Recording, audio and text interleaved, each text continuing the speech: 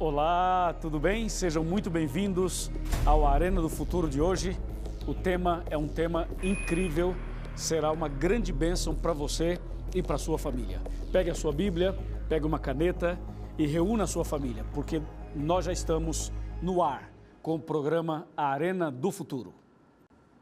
Antes de começar o tema de hoje, eu quero convidar você a seguir o nosso programa nas redes sociais. Nós estamos no Twitter, @Arena do Futuro, e também no Facebook, facebook.com/Arena do Futuro. Ainda temos um blog que está dentro do site da Novo Tempo, que é novotempo.com/Arena do Futuro. E ainda eu quero oferecer a você um curso bíblico através de um DVD maravilhoso com temas inéditos e especiais. É só você ligar para cá ou mandar o seu e-mail e nós enviaremos de graça para você esse estudo bíblico através do DVD. Esse DVD tem sido uma bênção para milhares e milhões de pessoas em todo o Brasil e em toda a América do Sul, porque ele foi gravado em português e também em espanhol. E agora, um abraço especial para você, ouvinte da Rádio Novo Tempo. Nós estamos também na rádio. Muito obrigado a cada um de vocês e que Deus os abençoe poderosamente. Agora sim, com a Bíblia na mão, preparadíssimos, vamos então ao tema de hoje. O tema de hoje é Luz em meio às trevas. É um tema curioso, mas a verdade é que esse tema, ele faz parte de uma sequência dos últimos programas. Nós iniciamos uma série de 3 a 4 programas diferentes, falando de um tema específico relacionado ao que aconteceu no passado, especialmente sobre a lei de Deus e sobre também algumas doutrinas que foram esquecidas e jogadas por terra. Agora sim, com a Bíblia na mão, com a Bíblia aberta, eu convido você a estudar comigo esse assunto impressionante, falando sobre a luz no meio das trevas. Bem, a palavra de Deus é muito clara ao falar que o povo de Deus passaria por um momento de perseguição. E eu quero ler com você o que está escrito aqui em Mateus, no capítulo 24. Esse é um capítulo bastante importante, conhecido, que diz assim, Mateus 24, verso 15. Quando, pois, virdes o abominável da desolação de que falou o profeta Daniel, no lugar santo, quem lê, entenda. Então, os que estiverem na Judéia, fuja para os montes. Quem estiver sobre o eirado, não desça a tirar de casa coisa alguma ou alguma coisa. E quem estiver no campo, não volte para trás para buscar a sua capa. Ai das que estiverem grávidas e das que amamentarem naqueles dias. Orai para que a vossa fuga não se dê no inverno, nem no sábado. Esse texto que eu acabei de ler, ele teve o seu cumprimento especificamente no ano 70, ou por volta do ano 70, depois de Cristo, quando o povo de Deus sofreu uma perseguição e quando Jerusalém foi invadida pelo general Tito. Naquela ocasião, eles invadiram Jerusalém, destruíram tudo, perseguiram os servos de Deus e ainda roubaram o ouro, os bens lá do templo.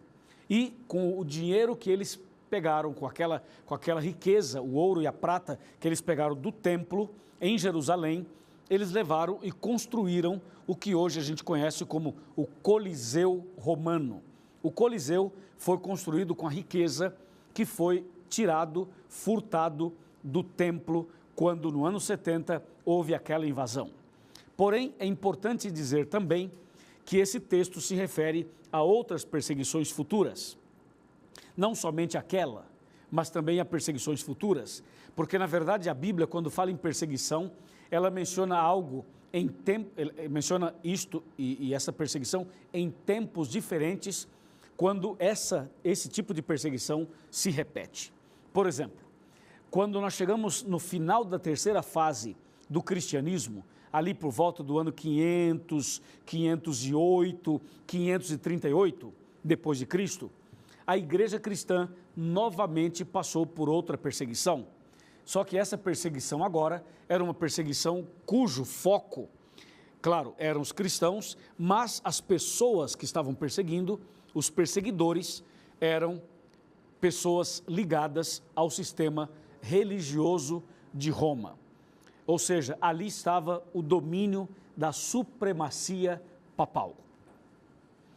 No ano 538 começou a supremacia papal. E essa supremacia vai de 538 a 1798. É um período longo, de 1260 anos.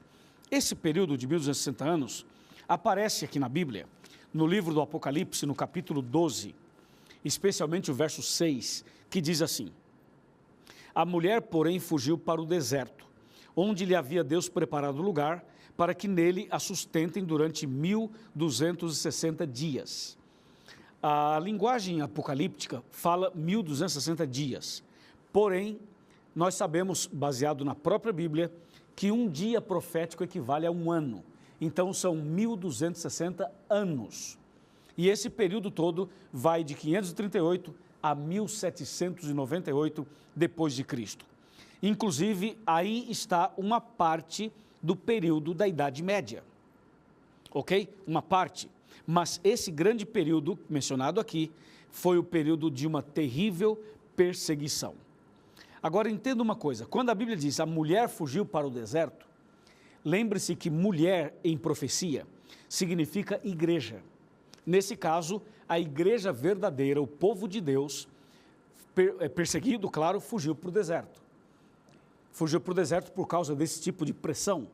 Então, Deus preservou sua igreja e preservou a verdade com o seu povo nesse momento da fuga, nesse momento da perseguição. Agora, a perseguição não foi apenas uma perseguição física, foi também uma perseguição espiritual, ou seja, uma perseguição aos princípios da palavra de Deus. Dá para entender? Essa perseguição aos princípios da palavra de Deus levou a humanidade daquele tempo a ignorar assuntos vitais da Bíblia e, ao mesmo tempo, favorecer, apoiar outros temas que não estão de acordo com a Bíblia. Por exemplo, Daniel 8, verso 12, menciona algo nesse sentido. Veja aqui Daniel, capítulo 8, versículo 12. Está aqui. Diz assim: o exército lhe foi entregue com sacrifício diário por causa das transgressões, e deitou por terra a verdade, e o que fez prosperou. Então, esse texto anuncia que a verdade de Deus seria jogada por terra durante um período e que o exército seria entregue nas mãos dos perseguidores. Foi justamente durante o período em que o sistema papal dominou, que houve a supremacia papal, que as verdades bíblicas começaram a ser ignoradas e jogadas por terra. Eu vou mencionar algumas dessas verdades. Uma delas é o batismo, a verdade sobre o batismo. Você sabe que o batismo bíblico é por imersão. A pessoa deve ser batizada por imersão, como Jesus foi batizado.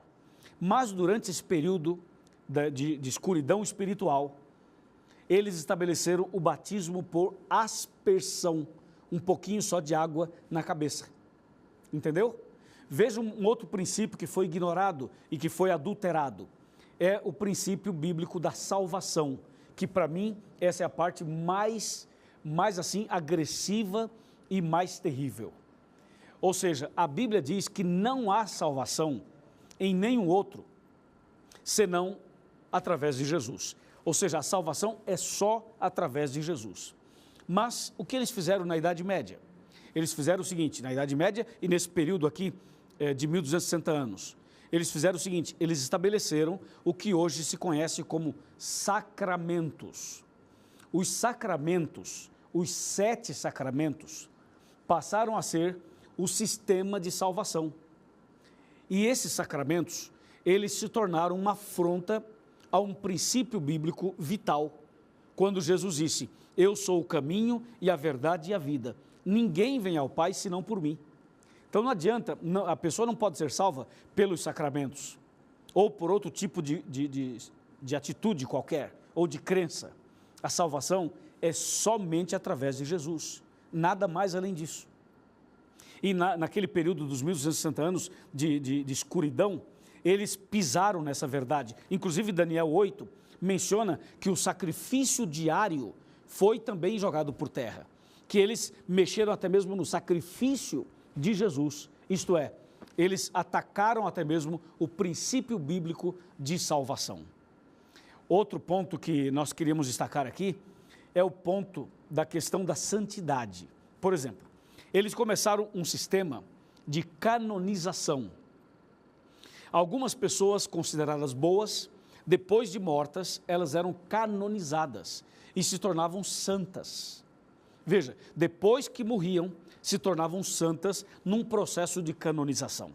Enquanto que a Bíblia diz que os verdadeiros santos são aqueles que guardam os mandamentos de Deus e têm a fé de Jesus.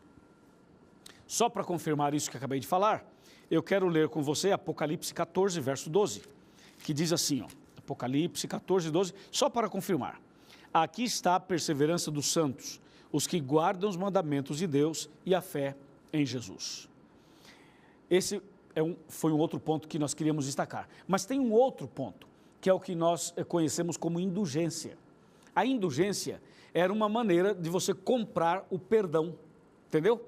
Então a pessoa queria ser perdoada, aí ela comprava, tinha um tipo de um contrato, ela assinava aquele contrato, um documento, e ali ela pagava uma taxa para ser perdoada. O que a gente hoje conhece naquele tempo também como indulgência. Essa é uma outra afronta aos princípios bíblicos. É um outro ataque aos princípios bíblicos. Porque, de acordo com a Bíblia, o perdão é um dom de Deus. O perdão é algo que Deus oferece para o ser humano totalmente pela graça e de graça, né? Ninguém precisa pagar para ser perdoado. Mas, durante esse período da escuridão espiritual, as pessoas pagavam para serem perdoadas.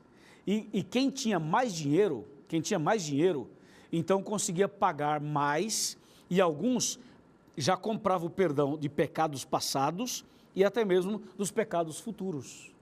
Quer dizer, as pessoas acabaram estabelecendo um comércio da fé, um comércio religioso. E eu poderia mencionar tantas outras coisas que foram feitas durante esse período da escuridão.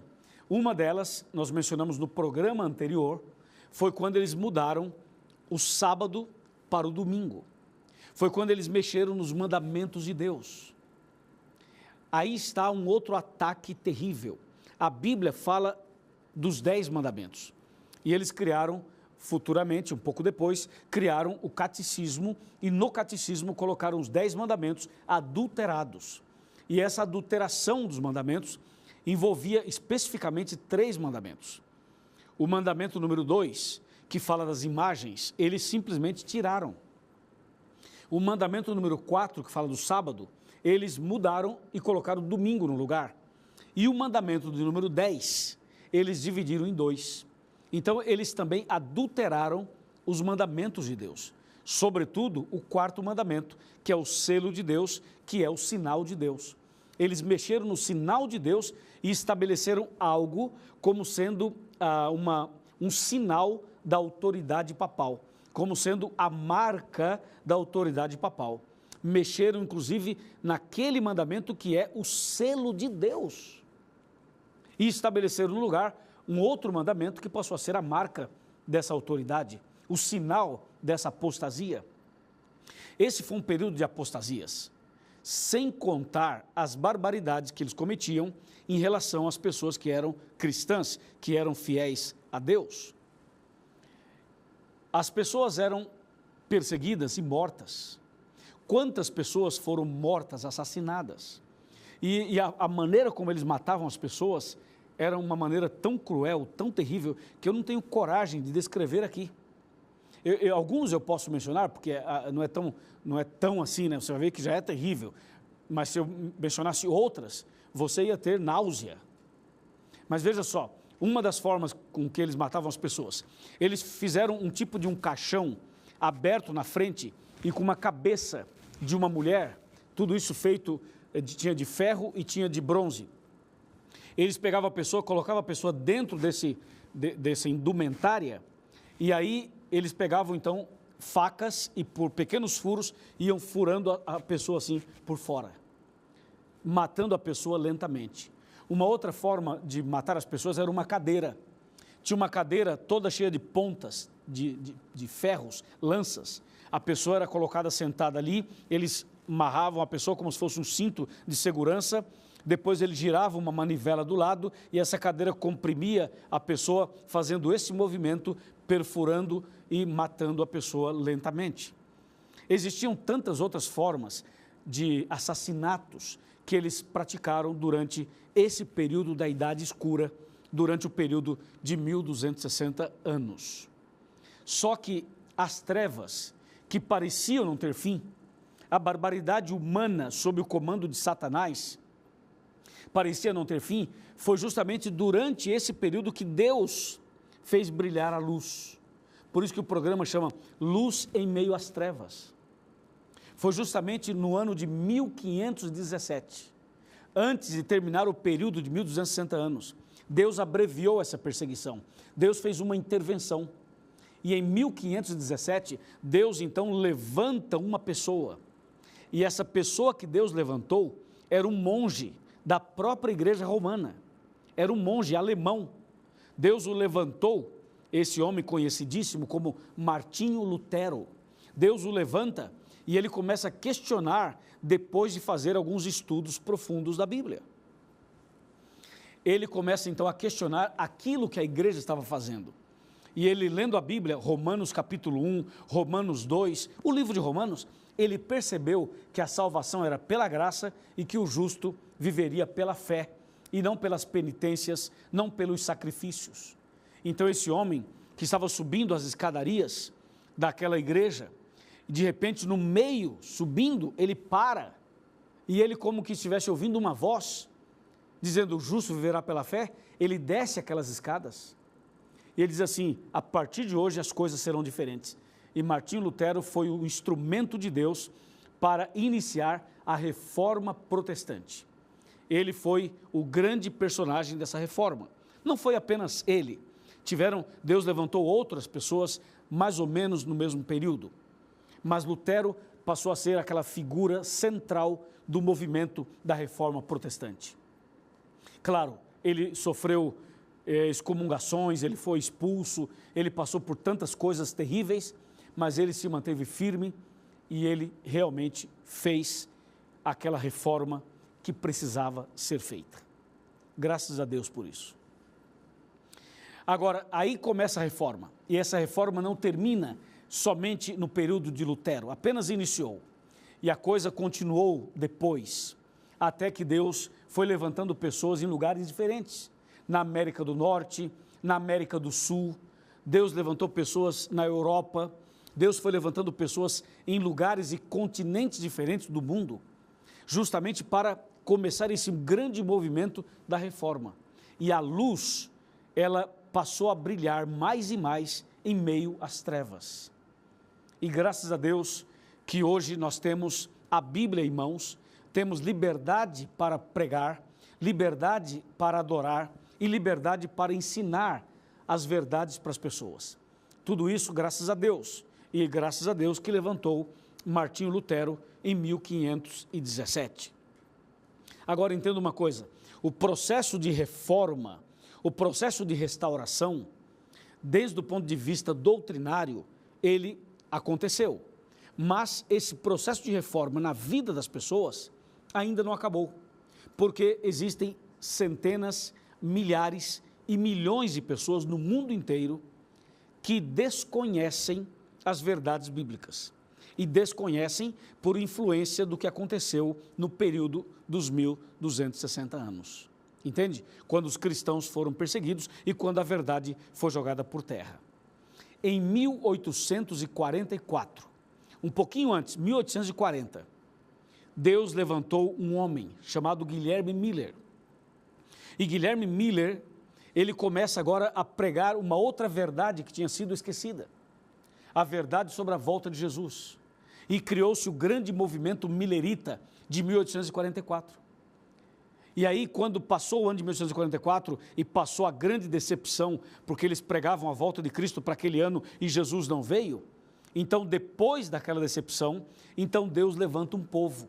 E esse povo que Deus levanta recebe o nome de Adventistas do Sétimo Dia, que se levanta justamente depois do desapontamento de 1844. E os Adventistas do Sétimo Dia agora começam a restaurar e reformar outras verdades que haviam sido esquecidas. E uma dessas verdades é a verdade sobre o sábado, a verdade sobre os 10 mandamentos, a verdade sobre o santuário, o princípio de saúde, os princípios de salvação relacionados ao santuário que haviam sido totalmente esquecidos. E os adventistas, a igreja adventista, ela é organizada em 1863. E aí esse movimento começa a crescer de uma maneira impressionante, pregando as verdades que tinham sido esquecidas, pregando as verdades que tinham sido jogadas por terra. E agora nós estamos aqui, no século 21, na TV Novo Tempo, no Arena do Futuro, continuando esse movimento de reforma, anunciando as verdades que tinham sido esquecidas, para que você também seja abençoado por Deus e para que você viva essa restauração da verdade no seu coração e na sua vida. Isso é importante, sabe por quê? Porque em nossos dias existem várias outras denominações que ainda mantêm e sustentam ideias adulteradas como herança da Idade Média. Por exemplo, quando você ouvir alguém falar que o sábado foi abolido e que o domingo é o dia do Senhor, essa é uma herança da Idade Média, essa é uma herança dos tempos das cruzadas, uma herança dos tempos da Inquisição.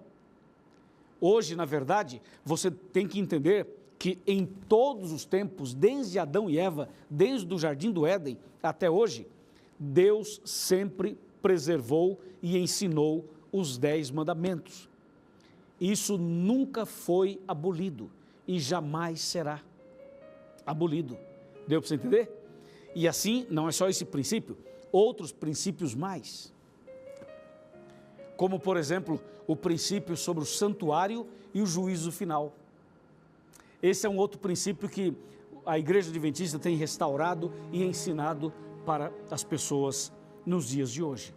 Então você está sendo convidado no Arena de hoje a vivenciar e a viver essa mensagem da reforma, essa mensagem da restauração, essa mensagem do reavivamento, a mensagem da obediência aos mandamentos de Deus e do preparo para a breve volta de Jesus.